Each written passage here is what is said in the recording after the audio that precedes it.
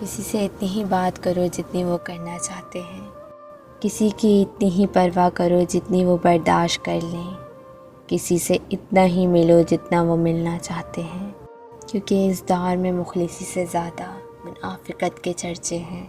इसलिए जो जितना चाहे उसे उतनी ही हिम्मत दो, वरना सिवाय दुख के और कुछ नहीं मिलेगा।